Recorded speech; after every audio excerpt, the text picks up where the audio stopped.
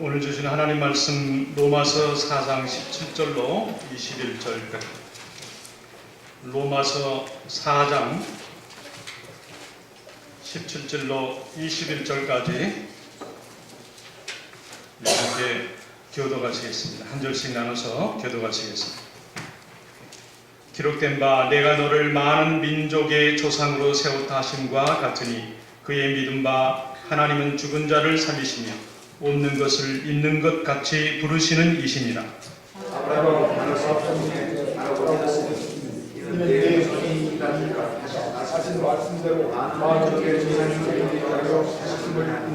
그가 백세나 되어 자기 몸에 죽은 것 같음과 사례의 태에 죽은 것 같음을 알고도 믿음이 약하여지지 아니하고 믿음이 없어 하나님의 약속을 지키시고 믿음의 근거에 와서 하나님께 영광을 약속하신 그것을 또한 능히 이루실 줄을 확신하였으니, 우리 같이 22절 한 절 더 같이 보겠습니다. 그러므로 이것을 저에게 의로 여기셨느니라. 아멘.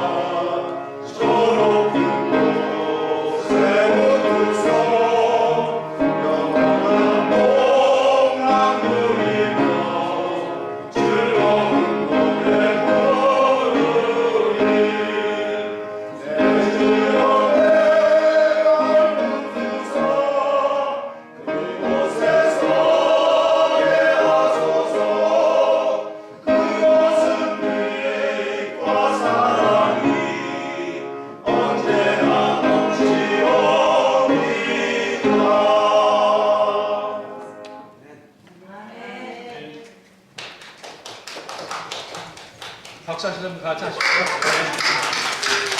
하나님 기뻐하시는 분이십니다. 주님께서 높이 들린 보좌에 앉으셨는데 그 옷자락은 성전에 가득하였고 이사야 선지자가 그랬습니다. 오늘 이 시간에 성전에 가득하신 주님의 옷자락 여러분 느끼시고 함께 하실 줄 믿습니다. 제가 문득 어느 책을 보는 중에요, 참 재미있는 그 글을 봤습니다. 세계에서 가장 제일 가는 최고의 것들만 모아놓은 것이 우리가 기네스북이라고 그랬잖아요. 그 중에 이제 흥미로운 거 몇 가지를 보다가 틀린 것을 하나 발견했습니다. 기네스북에 틀린 것을. 우선은 보니까 세계에서 가장 무거운 사람, 이 파운드가 가장 많이 나간 사람이 1069파운드라고 그래요.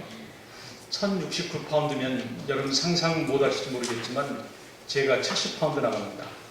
그러면 1069파운드라고 그러면 1000파운드가 더 나간다는 얘기. 이 사람이 세계 최고로 무거운 사람. 또 어떤 사람이 키가 큰 사람이 있는데 그 키 큰 사람은 2m 60이 세계에서 가장 키가 크다고 그래요. 예. 여러분 제 키가 어떤 줄 아십니까? 예. 1m 70이라고 보면 2m 60이면 1m가 더 있는 거예요. 저보다. 그리고 또 한 가지를 보니까 세계에서 가장 아이를 많이 낳은 사람의 숫자를 보니까 69명을 낳았다고 그래요. 한 사람. 대단한 사람. 저는 그분이 한 분만 계셨으면 좋겠어요. 69명이 오니까. 예, 69명을 낳았다고 그래요. 마지막으로 제가 한 가지 말씀드리려고 하는 것은 아이를 가장 나이 들어서 낳은 사람이 57세에 낳았다고 그래요. 그게 1956년 10월 달에 1956년을 제가 외우는 이유는 제 생년월일이 1956년인데 그때 저하고 똑같이 태어났는데 그 사람은 여자의 나이로 57세에 아이를 낳았다고. 그래서 이게 기네스북에 올라와 있어요. 틀렸어요. 성경에 사라가 90세에 아이를 낳습니다. 이거 고쳐져야 돼요. 기네스북에.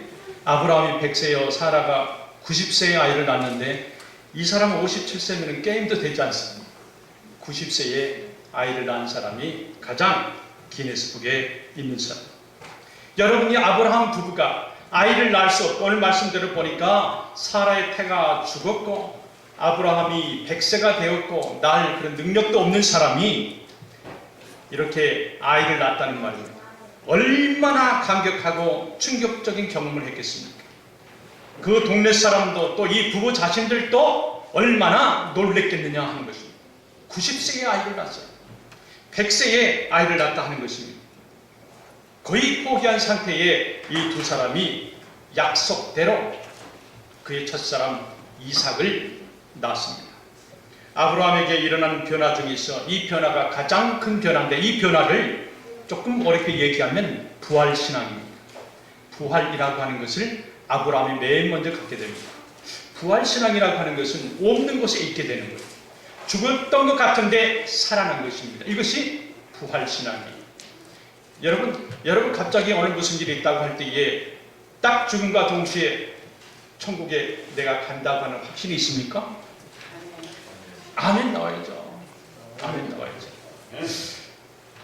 가기는 가는데 목사님 제가 아직 회개를 다 못해서요. 제가 했던 게 너무 많고 죄 지은 게 너무 많은데 이걸 해결해야지 천국에 가죠. 부활신앙을 갖죠. 그런 분들이 있어요. 어떻게 보면 인간적으로 생각할 때에 맞는 말씀이기도 하는데 그러나 우리가 확고하게 확신 있게 믿음의 신앙 고백을 할 수 있는 것은 이 자리에 죽으면 우리는 천국에 간다 하는 것입니다. 누구나 천국에 가요. 이것이 우리에게 언약을 하셨단 말입니다. 요즘에 현대인들 교인들 교회를 떠난 사람들이 많습니다. 이 기독교 우리 크리스찬 개신교에서 교회를 떠난 사람이 굉장히 증가율이 빠르고 좀 많아요. 그 사람들은 왜 갔을까요? 그들의 부활신앙이 없어요. 그 사람들이 어느 교회를 다녔는지 모르겠지만 그 목사님이 조금 부족하게 가르쳤던지 잘못 가르쳤어요. 나에게 부활신앙이 있다고 하면 절대 교회를 떠날 수가 없습니다. 지금 하나님께서 살아계셔서 나와 함께 하신다고 하면 절대로 기독교를 떠날 수가 없어요. 없습니다. 누가 뭐라 해도 떠나지 않습니다. 이것이 부활신앙입니다. 그런데 부활신앙이라고 하는 이 믿음을 갖게 되기까지는 아브라함은요 이런 경험을 합니다. 아브라함은 이 경험적인 과정 또 논리적인 과정 이 두 가지 과정을 그가 지납니다. 경험적인 과정이라고 하는 것은 우리가 신앙생활을 하다가 어떤 체험을 하게 됩니다. 기도의 응답을 받아요. 나 혼자 계속해서 기도 제목을 갖고 기도했더니 나도 모르게 보니까 들어졌어요. 말씀을 보는 중에 이 말씀이구나 말씀에 체험을 합니다. 이런 것들 모두에서 경험적인 과정을 통할 때에 그 다음에 부활신앙이 나에게 오게 된다 하는 것입니다. 하나님은 정말 살아계시구나. 그리고 살아계신 하나님은 놀라운 능력을 가지고 계신다고 생각을 하면서 부활신앙이 나도 모르게 갖게 됩니다. 또 하나는요, 부활신앙을 갖게 되는 그 경로를 보게 되면 또 하나는 논리적인 과정을 통해서 봤습니다. 이 논리적인 과정이라고 하는 것은 생각하는 거예요. 예, 무슨 생각을 합니까? 내가 죽음으로 내가 과연 이 세상이 끝일까? 내가 이 죽음, 인생에 우리가 갖게 되는 가장 큰 딜레마, 죽음이 끝일까? 생각을 하는 겁니다. 아니다. 꽃도 봄에 씨를 뿌려서 여름에 나고 가을에 단풍이 들고 겨울에 죽지만 그러면 그 다음 이듬해에 봄에 다시 새싹을 내는 것처럼 내가 죽음 그 끝이 아니다. 부활한다 하는 그런 생각을 하는 거예요. 이 논리적으로 생각을 하면서 부활신앙을 갖게 된다 하는 것입니다. 악인이 나쁜 일을 많이 하는데도 더 잘 돼요. 저분은 믿음이 있는데도 정말 없이 살고 부족하게 살고 안 좋은 일들만 자녀들 가운데 일어납니다. 억울해요. 이 세상에서는 이렇게 살지만 분명히 이 다음 내세에서는 하나님께서 상급과 징벌을 줄 것이다 하는 나 혼자의 생각하는 그 과정을 갖습니다. 그러면서 분명히 이후에는 새 세상이 있다고 하는 것을 생각하게 됩니다. 이것이 아브라함의 신앙입니다. 아브라함의 부활신앙입니다. 아브라함은 아내 사라가 태가 죽었다고 하는 것을 알았고 또 자기의 나이가 100세가 되어서 모든 경기가 다 끊어졌다고 그는 알았는데 하나님께서 새 생명을 이삭을 주셨단 말이에요. 죽으면 그게 끝나는 줄 알았더니 아니 다음에 부활의 새로운 세계가 있다고 하는 것을 아브라함은 믿었습니다. 바로 이거예요. 이 부활신앙이 오늘날 우리 신자들 가운데에 갖고 있어야 되는데 이 부활신앙이 없어요. 아브라함은 이 경험적인 것, 논리적이고 이 모든 걸 통해서 그가 아내가 100세요, 자기가 100세요, 아내 사라가 90세인데도 그가 아들을 갖게 되었습니다. 다시 말해서 생물학적으로 뚝 끊어진 경인데도 갖게 됐습니다. 자, 우리가 한번 본문 19절 다시 한번 보겠습니다. 본문 19절 다시 한번 같이 한번 보겠습니다. 같이 봅니다. 그가 100세나 되어 자기 몸에 죽은 것 같음과 사라의 태에 죽은 것 같음을 알고도 믿음이 약하여지지 아니하고 알았어요. 그는 알아요. 나는 안 된다는 거 알아요. 나이가 너무 많아서 안 된다는 거 알아요. 태가 끊어지는 걸 알아요. 음부 is dead라고 그랬어요. 여자로서 끝났다고 영어 성경에는 표현해놨어요. 음부 is dead. 완전히 끊어졌는데 그나마 뭐라고 그래요? 믿음이 약하여지지 아니하고 알고도 내가 할 수 없는 거 알고도 육체의 한계가 있는 걸 알고도 내가 해도 안 된다고 하는 거 알고도 내 학력이 부족한 거 알고도 내가 물질이 없어서 안 되는 거 알면서도 내가 성경 지식이 없어도 알면서도 그는 믿었다 하는 것이 약하여지지 아니하고 그랬습니다.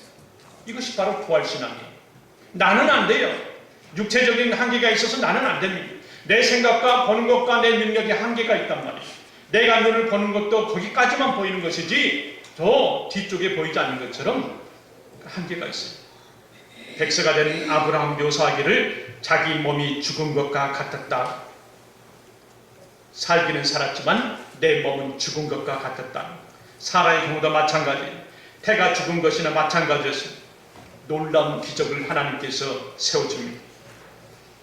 육신의 태가 거의 죽었던 상태 속에서 새로운 생명을 잉태하게 되니까 그들이 하나님에 대한 인식을 다시 합니다. 아브라함은 자기가 가졌던 믿음을 다시 한번 확인합니다. 사라가 자기가 가졌던 믿음 다시 한번 확인해요. 그에게 아들을 주었기 때문에 그렇습니다. 17절 한번 다시 한번 같이 보겠습니다. 17절 같이 한번 봅니다. 17절 봅니다. 기록된 바 내가 너를 많은 민족의 조상으로 세웠다 하심과 같으니 그의 믿음 바 하나님은 죽은 자를 살리시며 없는 것을 있는 것 같이 부르신 이시니라. 여러분, 이 경험을 통해서 아브라함과 사라가 발견한 하나님은 어떤 하나님이냐? 죽었지만은 살리신다는 거예요. 부족하지만은 채워주신다는 거예요. 없는 것이지만은 있게 하신다고 하는 그 하나님을 그들이 부활신앙 가운데 믿었어요. 바로 이 잉태의 경험을 통해서 그들은 완전히 바꿔졌어요. 부활, 죽음 후에 생명이 있다 하는 것입니다. 부활할 수밖에 얻는 이 논리, 이 논리적 과정, 아브라함은 이 논리적 과정을 통해서 부활을 다시 한번 확인합니다. 이삭을 선물로 받았습니다. 그런데 갑자기 어느 날 하나님께서 100세에 난 90세에 난 자기 아들 하나를 모리아 산으로 데려와서 나에게 바쳐라 얘기합니다. 여러분, 이거는 또 엉뚱한 어떤 사건입니까? 하나님께서 그렇게 힘들게 100세 90세 된 아들을 하나님께서 다시 죽어달라고, 생명을 나에게 달라고, 이삭을 죽음의 자리에 내어놓으라고 하는 말씀이, 이거 어떻게 이렇게 또 이 아브라함과 또 사라의 마음을 건드릴 수가 있습니다. 하늘의 별처럼 바닷가의 모래처럼 내가 너희 후손을 자손을 주시겠다 하는 그 약속을요, 아브라함은 생각합니다. 그리고 선뜻 내어놓았어요. 여러분, 이거 쉬운 일이 아닙니다. 육체적인 관계, 하나님과의 관계, 여러분, 우리가 말하기 쉬울 때에 하나님과의 관계가 먼저고 육체적인 관계가 후다고 생각할 수 있지만, 그러나 그게 쉬운 일은 아니에요. 내 눈에 보이는, 내 눈에 누워도 정말 아깝지 않은 이 아이를 생명을 줘서 나에게 보내라 할 때는 그들이 많은 심한 딜레마에 속하게 됩니다. 빠지게 됐습니다. 그러나 그들은 순종합니다.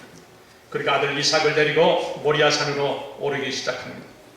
아브라함은 이런 생각을 할 수가 있어요. 내 아들을 바치면 모든 것이 끝나고 하나님의 약속이 무효가 될지라도 나는 명령대로 지킬 것이다. 왜냐하면 하나님의 약속은 분명하시니까, 하나님의 언약은 분명히 하셨으니까, 이 언약 하나를 가지고 그가 힘든 마음이지만 자기 하나밖에 없는 아들을 데리고 모리아 산에 올라갑니다. 다른 거 아니에요. 하나님의 언약을 그가 믿었어요. 살아있는 분의 말씀으로 그는 믿었습니다. 하나님은 반드시 내 아들 이삭을 다시 살리실 것이라고 생각합니다. 하나님께서는 반드시 다시 내 아들을 주실 것이라고 그들은 생각합니다. 아브라함이 시험 받는 이 엄청난 시험, 엄청난 것을 앞에 놔두고 그가 하나님께 믿음으로 나갑니다. 이것을요, 창세기나 로마서에 기록하지 않은 히브리서 믿음의 장 보면 이 아브라함의 마음을 우리 조금 더 가까이 알 수가 있어요. 우리 한번 볼까요? 11장, 히브리서 11장 17절에 보게 되면 아브라함이 시험 받을 때의 광경, 그 마음을 묘사해 놓고 있습니다. 다 같이 한번 보겠습니다. 17절에서 19절까지. 아브라함은 시험을 받을 때에 믿음으로 이삭을 드렸으니 저는 약속을 받은 자로되 그 독생자를 드렸느니라. 저에게 이미 말씀하시기를 내 자손이라 칭할 자는 이삭으로 말미암으리라 하셨으니 저가 하나님이 능히 죽은 자 가운데서 다시 살리실 줄로 생각한지라. 비유컨대 죽은 자 가운데서 도로 받은 것입니다. 아브라함은 순종하기 위해서 아들을 바치지만은 하나님의 언약이 성취되기 위해서는 하나님께서 그 아들을 다시 돌려주실 것이다. 왜요? 아브라함에게 하나님께서 약속하고 언약했던 게 있거든요. 바다의 모래알처럼 하늘의 별처럼 너희의 자손을 주실 것이다 한 거예요. 설령 하나님께서 이 아들을 가져가신다 할지라도 다시 살려주실 것이다. 왜냐하면 그 전작에 하나님께서 약속하셨기 때문에 그래요. 바다의 모래알처럼 하늘의 별처럼 네 자손을 줄 것이다. 내 아들 하나를 줄지라도 하나님께서 다시 살려줄 것이다. 이 신앙이 뭡니까? 하나님과의 관계는 육체적인 관계를 먼저 갖다. 여러분, 이것이 신앙입니다. 우리 육체적인 관계가 힘들고 어렵고 바쁠지라도 하나님과의 관계를 먼저 하시기 바랍니다. 이것이 이삭의 신앙이고 아브라함의 신앙이고 그 대대로 자손 야곱과 요셉의 신앙으로 계속 내려온 것을 우리가 볼 수가 있습니다. 부활신앙을 확신하는 과정에서 이 경험적인 과정, 논리적인 과정, 이 모든 과정을 통해서 아브라함은 하나님 앞에 섭니다. 분명히 없어요. 죽음 그 다음에는 없는 것 같아요. 깜깜합니다. 생명이 끊어지면 그 다음에는 없는 것 같아요. 깜깜해요. 내 눈에 지금 보이지 않아요. 없어요. 그 다음에는 없는 거예요. 그러나 그것이 아니라니까요. 여러분, 영국의 탐험가 중에 한 사람이요, 이 윌리엄 제닝스 브리언이라고 하는 사람이 있습니다. 이 사람은요, 이집트 카이로를 방문합니다. 이집트 가면 우리가 상상할 수 있는 것처럼 피라미드가 있고 스핑크스가 있고 그 인류의 역사가 오래되어 있잖아요. 그런데 거기 방문하는 도중에 3000년 된 미라 속에서 곡식단지 하나를 발견합니다. 그래서 이 곡식단지를 가져와요. 영국으로 가져와요. 그것이 완두콩이거든요. 3000년 된 완두콩에 곡식단지에 3000년 된 미라 그 관석에 갇혀 있는 것을 가져옵니다. 가져와서 그가 도무지 생명이 있어 보이지 않는 아주 말라빠진 이 완두콩 줄기를 심었어요. 땅에 심고 일주일이 지나고 2주일이 지나고 3주일이 지납니다. 한 달이 지나니까 이게 무슨 일입니까? 땅을 뚫고 하나 새싹이 하나 나기 시작합니다. 일주일이 또 지나고 2달이 다 가까이 되니까 새싹의 줄기가 납니다. 완두콩이 자라는 거예요. 3000년 동안 죽었던 이 완두콩이, 미라 속에 갇혀있던 이 완두콩이, 거기에 공기가 가고 물기가 가고 습기가 가고 수분이 가니까 여기에 자라더라는 것입니다. 새 생명을 얻었다고 하는 것입니다. 여러분, 1년생인 식물도 봄에 심었다가 겨울에 죽는 이 식물도 3000년 동안 있다가도 다시 살아나는데, 만물의 영장인 우리 사람이 고작 100년 있다가 그저 죽는다 할지라도 못 살 수 있습니까? 당연히 살지요. 이것이 부활신앙이에요. 세계에서 과학적으로도 보여주고 말씀으로도 보여주고 역사적으로 아브라함을 통해서 우리에게 보여주는 부활신앙이에요. 죽음이 끝이 아니라 이 말입니다. 죽음 후에 새 세계가 있고 새 하늘이 있고 새 땅이 있기 때문에 우리가 그렇게 기뻐하는 것입니다. 그래서 기뻐하는 거예요. 그래서 내가 돈을 들여도, 내가 수고를 해도, 시간을 내도 아깝지 않은 거예요. 내가 없죠? 분명히 내 손에 나가는 돈을 벌 때 아깝죠. 이거 하나 가지고 내가 집세도 낼 수 있으며 우리 아이의 모를 낼 수 있으며 내 나름대로의 사업도 할 수 있으며 하죠. 그러나 선인진들은 먼저 하나님께 첫 열매를 내는 그런 습관을 가졌어요. 왜요? 부활신앙을 가졌기 때문에, 하나님이 함께 하신다는 걸 알았기 때문에, 내가 알고 있는 이 지능, 이 지식, 내가 세상에 가고 세상 일을 하게 되면 더 많은 부를 축적하고 더 많은 진급을 하고 좋은 회사 다닐 수 있지만, 그러나 일주일에 이틀은 내가 안 나가고 하나님을 향해서 주일이면 교회를 가고 수요일이면 성경 공부를 하며 그 시간을 하나님의 것으로 할애하는 그 사람의 지식, 하나님께서 보장해 주신다는 것입니다. 분명히 없어요. 분명히 깜깜하지만 그러나 새 생명을 넣는 부활의 세계가 있다고 하는 사실입니다. 여러분, 모든 생물에는 3차원의 세계가 있습니다. 성경에서는 영과 혼과 또 육이라고 얘기합니다. 육은요, 식물을 얘기하죠. 식물. 살아있으나 움직이지 못한 것입니다. 식물이에요. 혼은 동물을 얘기하죠. 물고기나 새나 원숭이나 동물이 생각을 하면서 움직여요. 그러니까 이 혼을 가지고 있는 동물들은 잘 훈련시키면 이 동물이 말도 해요. 앵무새처럼 말도 해요. 원숭이가 사람들 하는 뭐 담배도 피우고 술도 마시고 여러 가지 훈련을 통해서, 과정을 통해서 합니다. 그러나 이들은 하나님을 경배하지를 못해요. 하나님을 찬양하지를 못해요. 왜요? 혼은 있지만, 육체는 있지만 그러나 영이 없어요. 영은 하나님께서 사람에게만 준, 생계를 불어넣어서 우리만 갖게 되는, 갖고 있는 영입니다. 그래서 사람은 미천한 사람이라 할지라도 그들 나름대로 신의 존재를 그들이 생각합니다. 미신을, 이방의 신을 믿기는 하지만 그들의 마음속에는 누군가를 의지하고 누군가를 향해서 계속적으로 믿고자 하는, 의지하고자 하는 신의 존재를 그들이 가지고 있어요. 왜? 사람에게는 영이 있기 때문에 그렇습니다. 혼과 육과 영. 미개한 사람들도 하나님을 찾습니다. 영적인 존재. 사람은 영적인 존재이기 때문에 우리가 영의 근원 되시는 하나님을 찾아서 만나야지만이 우리에게는 만족이 있고 비전이 있고 평안이 있는 법이에요. 다른 데서 찾으려고 그럴 때 이게 안 돼요. 여행을 해본다든지 많은 돈을 가져본다든지 술을 마셔본다든지 약을 먹어본다든지 뭔가를 탈출하려고 아무리 시도를 해도 안 돼요. 우리 영을 가지고 있기 때문에 영의 근원 되시는 그분에게 의지할 때에 그분이 우리에게 만족을 주며 평강을 주신다고 하는 사실입니다. 왜 그러면 사람들이 하나님이 없다고 할까요? 하나님이 없다고 합니다. 왜 그러냐면 그 영혼이 죽었기 때문에 그래요. 여러분, 죽은 사람 아무리 꼬집어도 송곳으로 바늘로 찔러봐도 아무런 감각이 없어요. 영이 죽었기 때문에 모릅니다. 죄의 삭은 사망이라고 그랬습니다.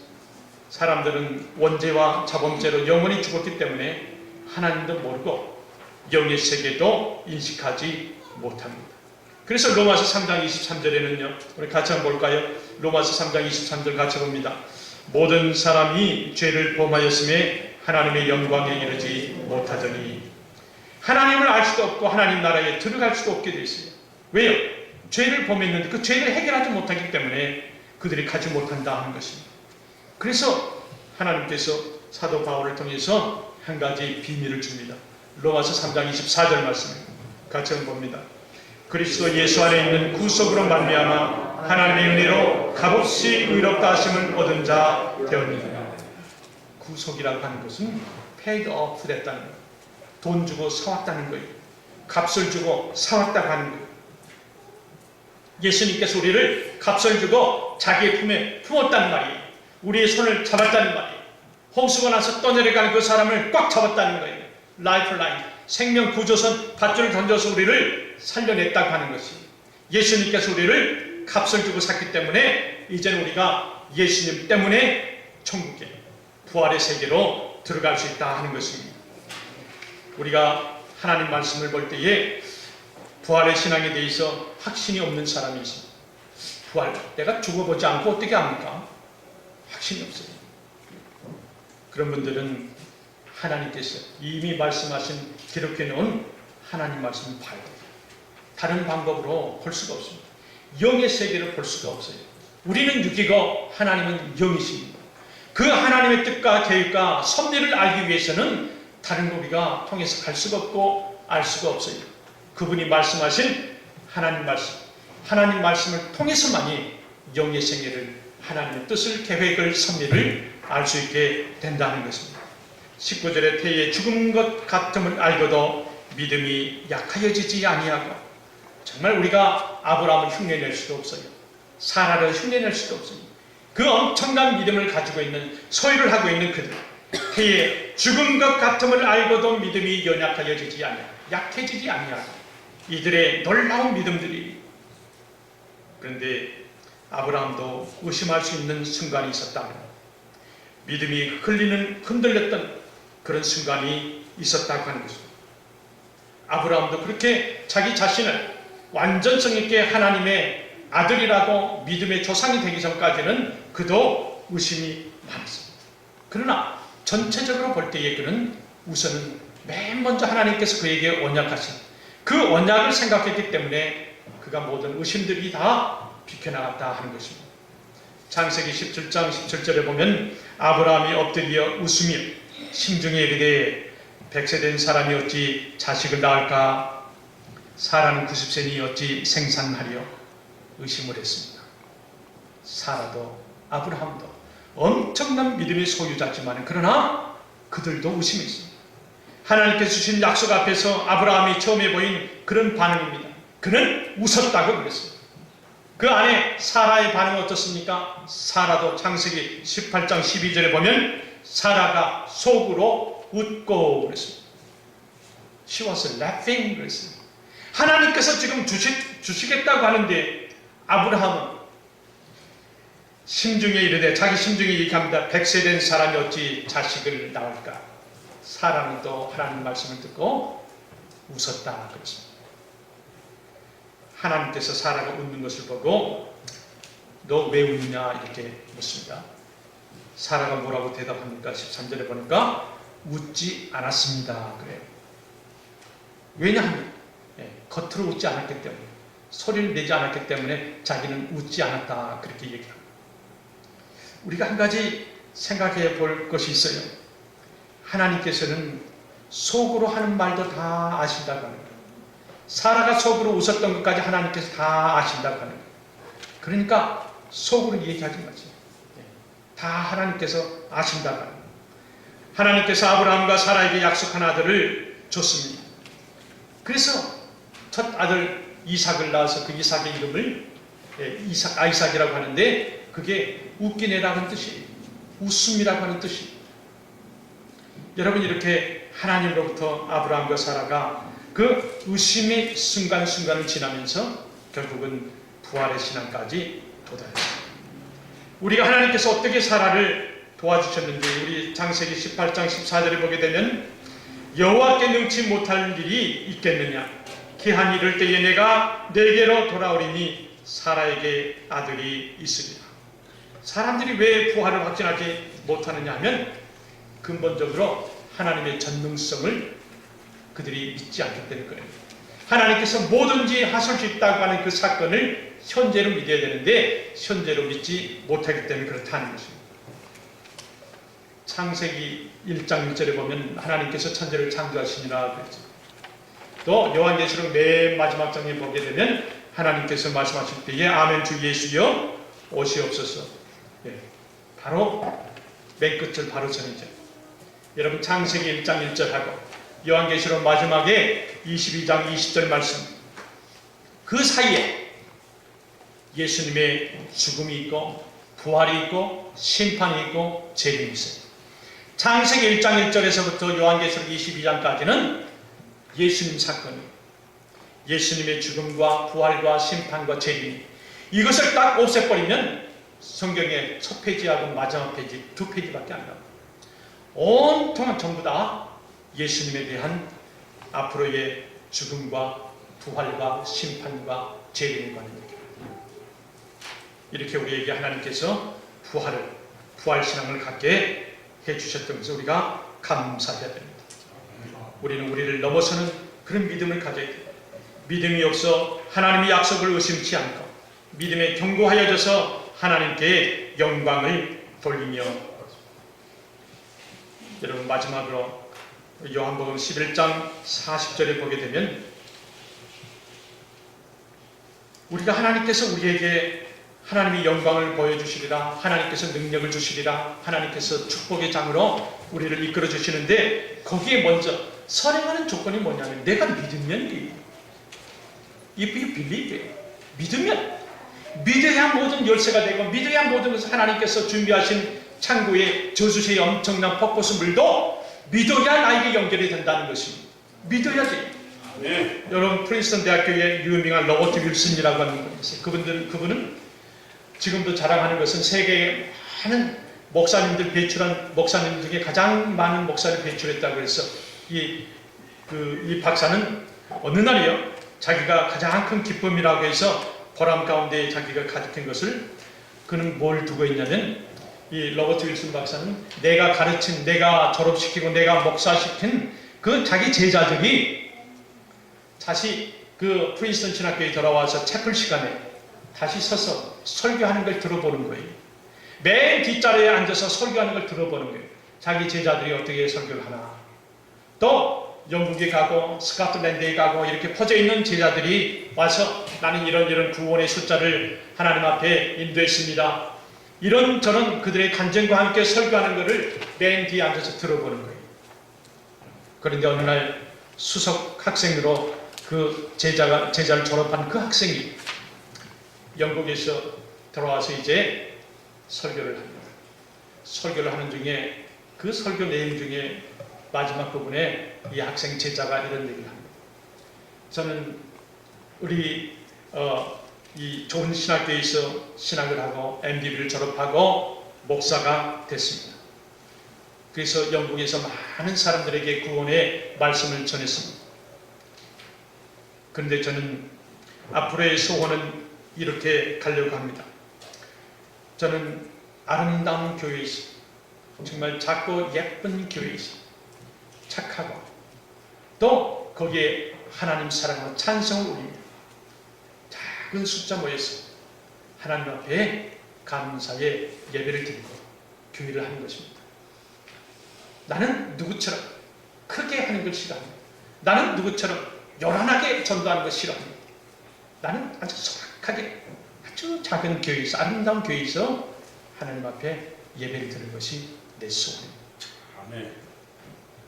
여기서 아멘하면 안 되는데 이게 안 좋다고 하는 것입니다. 그런데요, 그 스승이 나가버렸어요. 예. 그래서 많은 제자들이 있다가 이제 무슨 일인가 하고 갔습니다. 설교하고 있던 제자도 쏜사같이 나가서 로버트 윌슨 박사님 왜 무슨 일이 있습니까? 그때에 이 박사님 얘기합니다. 소박하고 작고 아름답고 Your God is very small. Your God is very small. 어떻게 네가 믿는 하나님을 이렇게 작느냐? 왜 소박하냐? 내가 알고 있는 하나님은 엄청난 크신 분이다. 우주를 만드신 분이고 온 세계를 만드신 분이고 많은 사람들을 향해서 복음을 전하라고 오늘날 나도 만들고 내가 너를 낳았는데 너는 우리끼리 아주 작게, 너는 우리끼리 아주 아름답게, 나는 너를 잘못 낳았다 하고 이렇게 얘기합니다. 그때 이 제자나 함께 예를 들어서 많은 사람들이 무릎을 꿇었다 그래요. 여러분이나 저나 왜 믿고 있는 하나님 작습니까? 우리 하나님 엄청난 분이십니다. 온 우주에 랜드로드란 말입니다. 우리가 아파트 살 때에 우리 애가 셋인데 울음소리가 나고 무슨 소리 하면 조심조심했어요. 왜요? 그 랜드로드가 얼마나 무서웠는지. 쓰레기만 밖에 조금만 바로 안 놔두거나 또 울음소리가 나면 여지없이 높이 들어와요. 그 랜드로드를 무서워했는데 우리 하나님은 우주의 랜드로드예요. 이 땅의 주인이시고 그분은 우리의 아버지시고 우리는 그의 자녀란 말입니다. 이 엄청난 하나님을 우리가 아버지라고 믿는 아버지와 아들의 관계요 딸의 관계를 갖고 있는 우리란 말입니다. 우리가 믿고 있는 하나님 너무 작게 생각하지 마세요. 이 하나님은 엄청난 분이세요. 두드려라 열릴 것이다. 찾으라 찾게 된다고 했습니다. 우리가 두드리지 않았어요. 여러분 찾았을 때 얼마나 찾았습니까? 우리가 찾지 않았기 때문에 우리에게 역사가 없어요. 그 엄청난 하나님, 랜드로드의 하나님, 우주의 조물주신 하나님, 창조주 하나님께서 우리 아버지신데 우리가 작아요. 우리 범위를 보면 너무나 좁아요.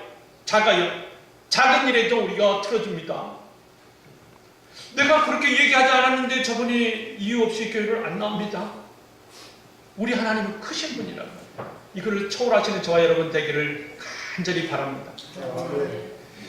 우리도 아브라함과 같은 믿음 가질 수 있는지 여러분 우리요 로마서 4장 23절 24절이요 한번 같이 한번 보겠습니다.